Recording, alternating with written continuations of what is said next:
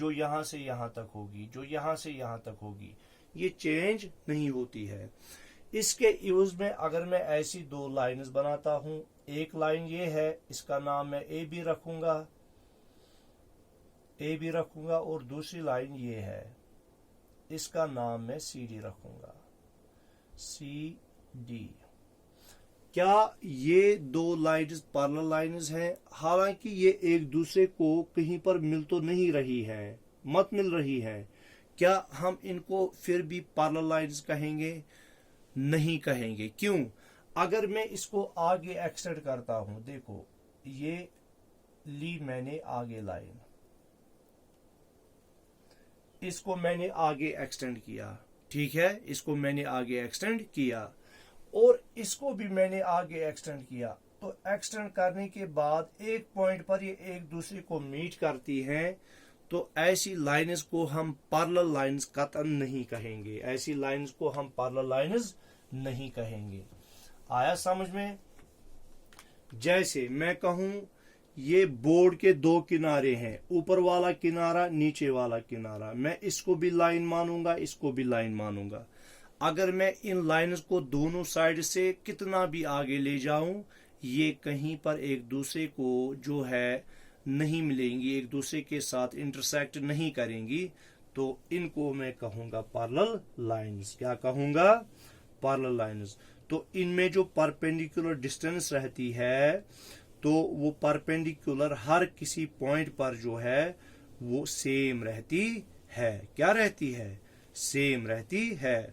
तो हम कहेंगे parallel lines, two lines that do not intersect each other. Two lines that do not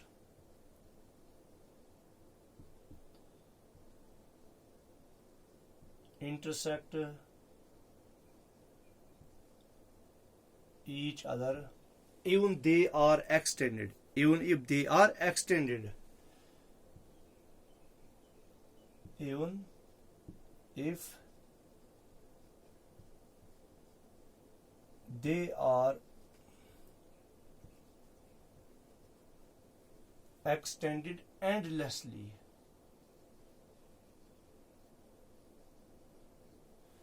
even if they are extended endlessly, अगरचे हम इनको extend करें दोनों साइड से endlessly, ठीक है, are called parallel lines।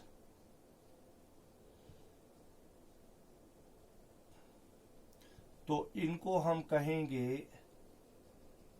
Parallel lines. क्या कहेंगे बेटा? इनको हम कहेंगे पैरेलल लाइन्स, ठीक है। अच्छा, जो इनमें परपेंडिकुलर डिस्टेंस रहती है दो लाइन्स के दरमियान, वो क्या रहती है? Same. The perpendicular distance between parallel lines, the perpendicular distance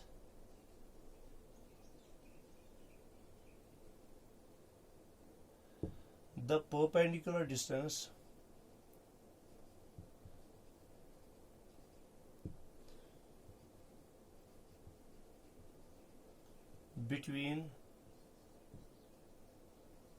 two lines always remains the same। वो क्या रहती है? सेम रहती है। तो parallel lines are represented by the symbol.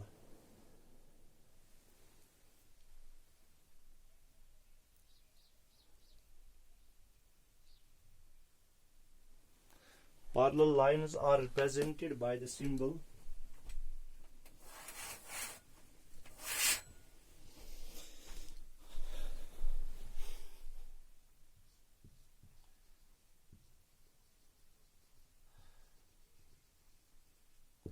parallel lines are represented by the symbol ऐसे। जैसा आप 11 जैसा लिखते हो, बिल्कुल ऐसे ही इनको जो है क्या किया जाता है, इनको रिप्रेजेंट किया जाता है। ठीक है, आया समझ में? तो जैसे अगर मैं ये एक लाइन बनाता हूं, ए बी,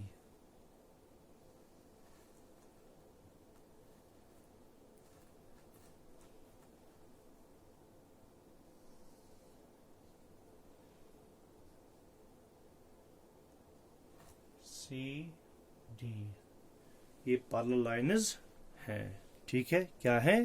पैरेलल लाइन्स। आया समझ में? तो उसके बाद जो है हमारे पास परपेंडिकुलर लाइन्स हैं। क्या है? Perpendicular lines. परपेंडिकुलर लाइन्स हम किनको कहते हैं, वो अब हमें पढ़ना है।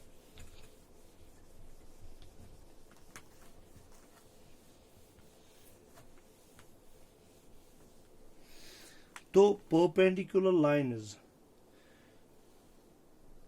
हम किनको कहेंगे? जब दो लाइन्स एक दूसरे को इंटरसेक्ट करेंगे। क्या करेंगे? इंटरसेक्ट करेंगे एट राइट एंगल्स, यानी वो 90 डिग्री एंगल बनाते हो एक दूसरे के साथ, तो उसको हम कहते हैं परपेंडिकुलर लाइन्स। क्या कहते हैं? Perpendicular lines. क्या कहते हैं बेटा? Perpendicular lines.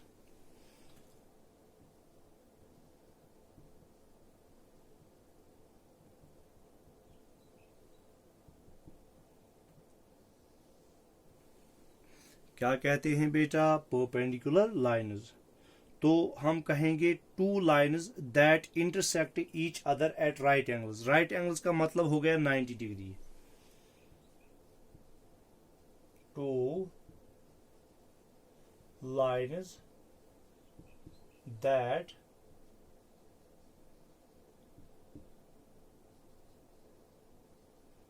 intersect each other at right angles,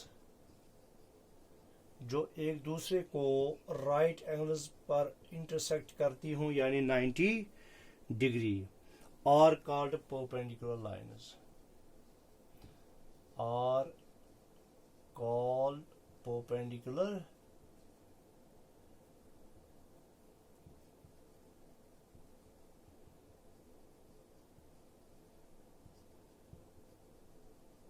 इनको हम परपेंडिकुलर लाइन्स कहते हैं। तो हम कहेंगे परपेंडिकुलर लाइन्स और represented by सिंबल। ऐसे इस सिंबल से हम इनको दिखाते हैं। तो अब मैं आपको दिखाऊंगा ये परपेंडिकुलर लाइन्स कैसे एक दूसरे को इंटरसेक्ट करती हैं। तो ये हो गई एक लाइन,